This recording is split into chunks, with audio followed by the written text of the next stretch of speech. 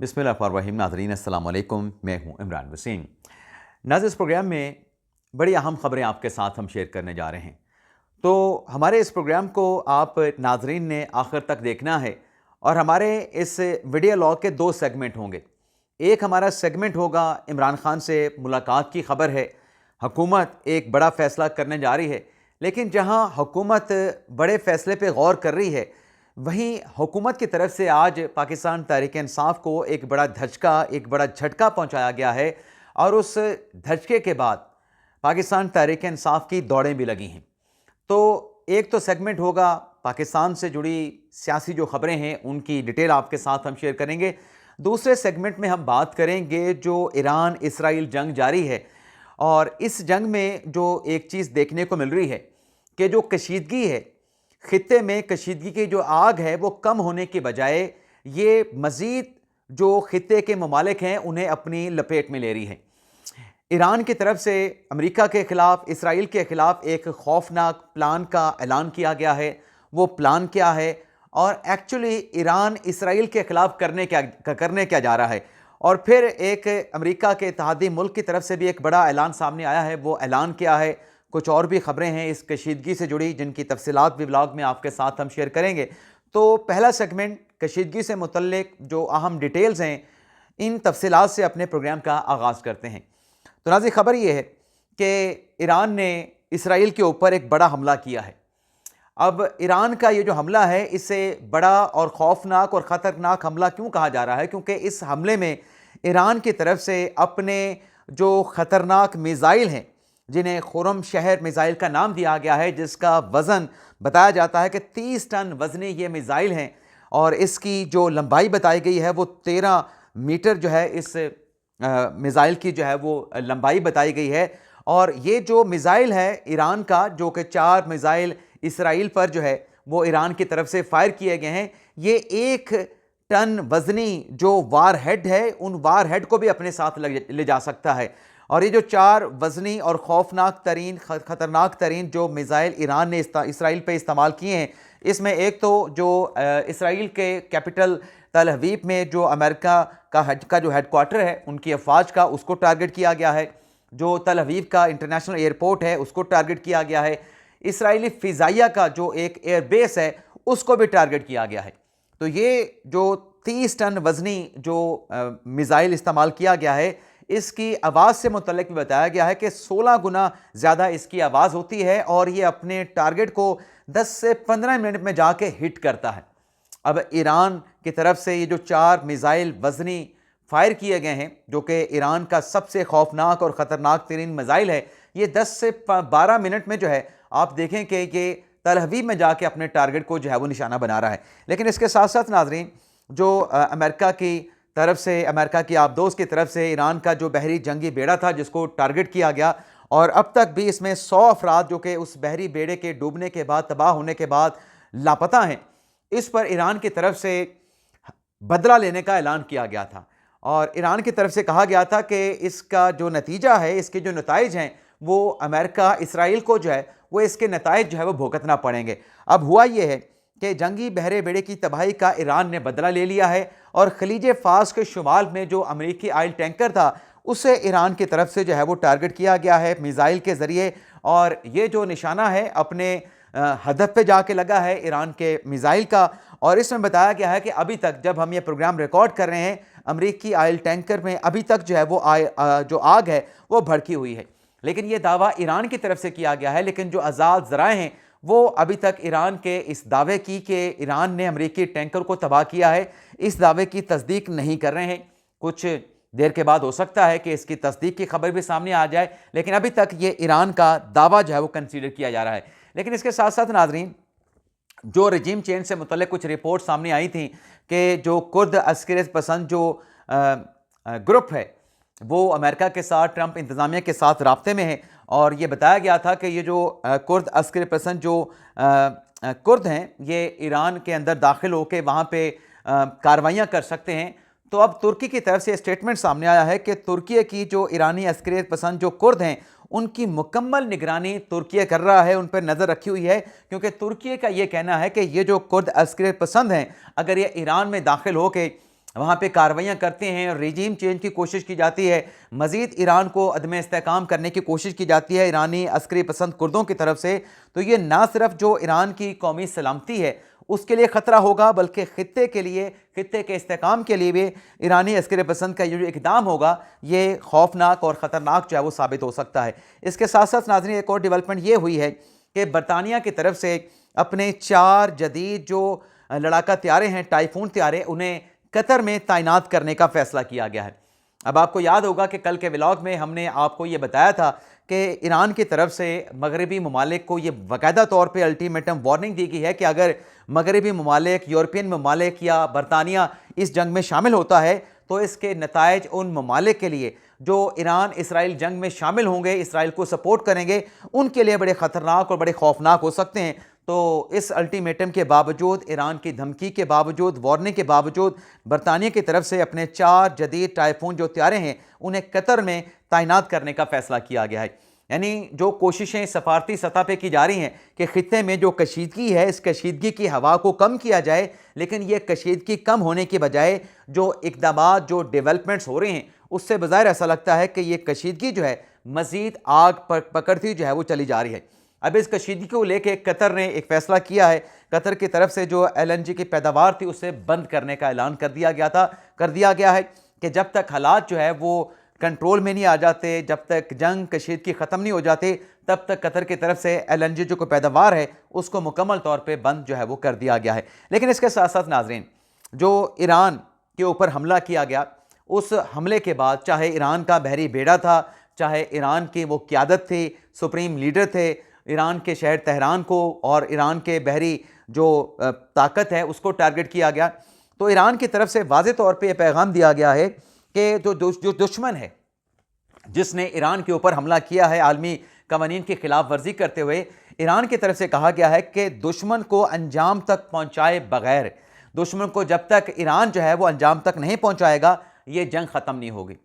ना जंग ख़त्म होगी, ना ही किसी दूसरे मुल्क के साथ जो है वो मुज़ाकरात किए जाएंगे, ना इसराइल के साथ और ना ही अमेरिका के साथ। अब ईरान का मकसद क्या है, ईरान के अहदाफ क्या हैं? ईरान के जनरल की तरफ से मकसद भी बता दिया गया है, ईरान के जो अहदाफ हैं वो भी बता दिए गए हैं। ईरान की तरफ से बताया गया है कि अपने अहदाफ के हसूल तक ईरान ये जंग जारी रखेगा और हदफ ये है और मकसद ये है कि अमेरिका जो है उसे शदीद जो है वो ज़रब जो है वो ईरान ने पहुँचानी है।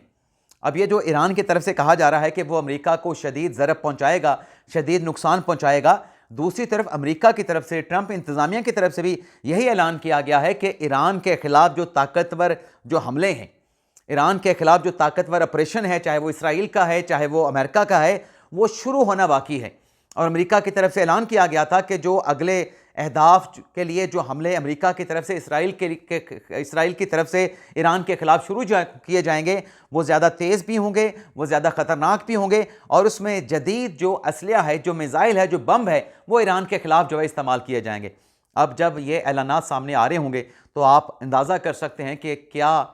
जो कशीदगी है क्या वो कम हो सकती है, क्या ख़ित्ते में जो कशीदगी है वो मज़ीद बढ़ती चली जाएगी। अब नाज़रीन पाकिस्तान पे वापस आ जाते हैं। पाकिस्तान में नाज़रीन सबसे पहले तो आपको ये बताएं कि इस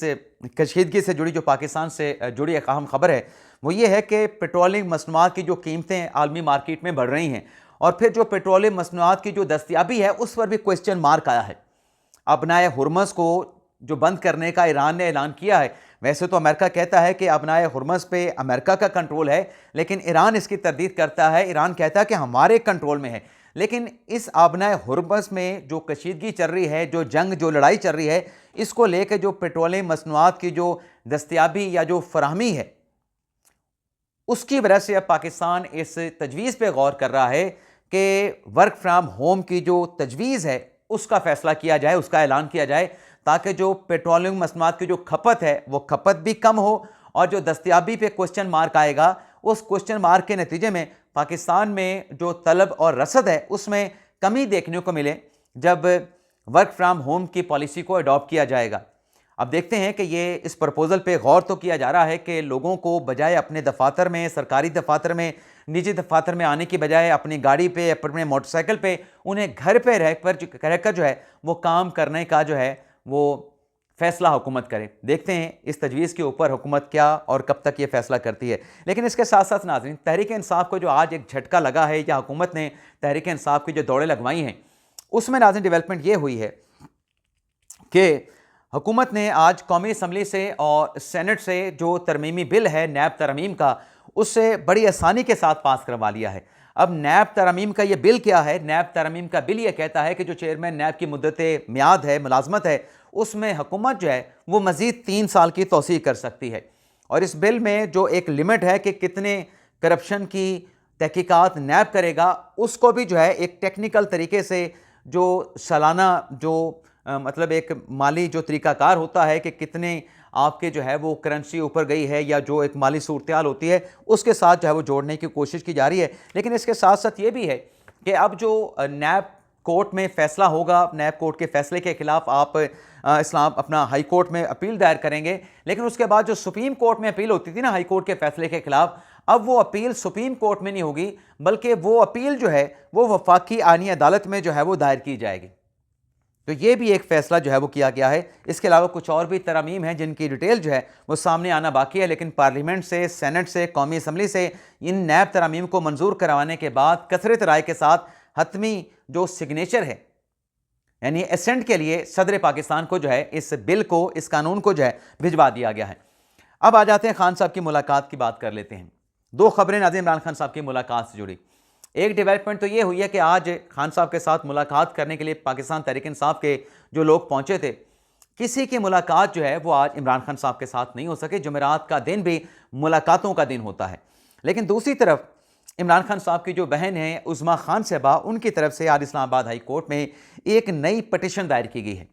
अब इस पटिशन में इमरान खान साहब की हमशीरा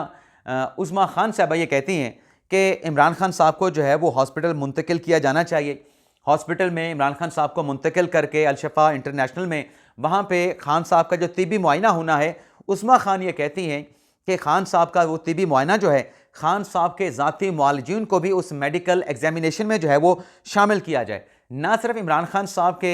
जो डॉक्टर्स हैं उनको इस मेडिकल तिबी मुआयने में शामिल किया जाए, बल्कि उस्मा खान साहबा ने यह भी कहा है कि जो फैमिली के लोग हैं, जो बहनें हैं, जो इमरान खान साहब के अजीज़ हैं, उन्हें भी इस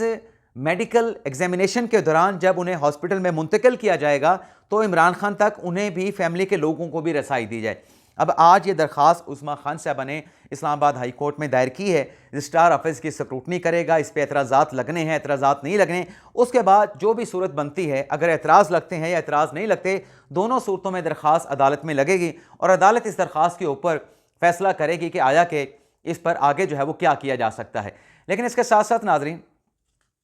जो अगली खबर है इमरान खान साहब की मुलाकात से मुतल्लिक कि अहम शख्सियत ने इमरान खान से मुलाकात की इजाज़त मांग ली। अब ये क्या मामला है? ये नाज़रीन मामला ये हुआ है कि पाकिस्तान तहरीक इंसाफ की जो असीर क़यादत है, जो कि कोट लखपत जेल में कैद हैं, जिसमें शाह महमूद कुरैशी साहब हैं, जिसमें जनाब यास्मीन राशिद साहबा हैं, जिसमें मोहतरमा यास्मीन राशिद साहबा हैं, जिसमें जनाब मियाँ महमूद रशीद साहब हैं, जिसमें जनाब इजाज़ चौधरी साहब हैं, वो चीमा साहब हैं, उमर सरफराज चीमा साहब। इन पाँचों लोगों ने आज एक पैगाम अपने वकील तैमूर मलिक के ज़रिए पाकिस्तान तहरीक इंसाफ तक पहुँचाया है। और उस पैगाम में क्या कहा गया है? उस पैगाम में एक तो तहरीक इंसाफ की असीर क़यादत का ये कहना है कि एक तो जो हुकूमत की पॉलिसी है पाकिस्तान तहरीक इंसाफ से मुतल्लिक, हुकूमत उस पॉलिसी के ऊपर नज़रसानी करे। और दूसरा, इस पैगाम में शाह महमूद कुरैशी साहब ने हुकूमत से ये कहा है कि उन्हें इमरान खान साहब के साथ मुलाकात करने की इजाज़त दी जाए। ख़ित्ते में जो कशीदगी है, ख़ित्ते के जो हालात हैं, ख़ित्ते की तेज़ी के साथ तब्दील होती जो सूरत हाल है, इसमें शाह महमूद कुरैशी साहब ये चाहते हैं कि उनकी मुलाकात बानी तहरीक इंसाफ इमरान खान के साथ करवाई जाए। और इस मुलाकात की इजाज़त शाह महमूद कुरैशी ने हुकूमत से मांगी है। अब देखते हैं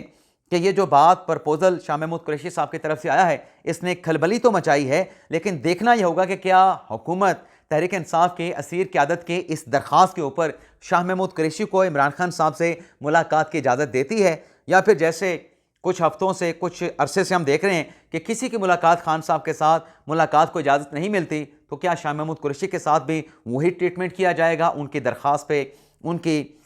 मुलाकात की जो इजाज़त उन्होंने मांगी है, उस पर हुकूमत क्या फ़ैसला करती है? तो ये नाज़रीन हमारी ख़बरें, उनकी तफसीलात आपकी खिदमत में पेश की। पाकिस्तान जिंदाबाद, बल्कि पाकिस्तान हमेशा जिंदाबाद।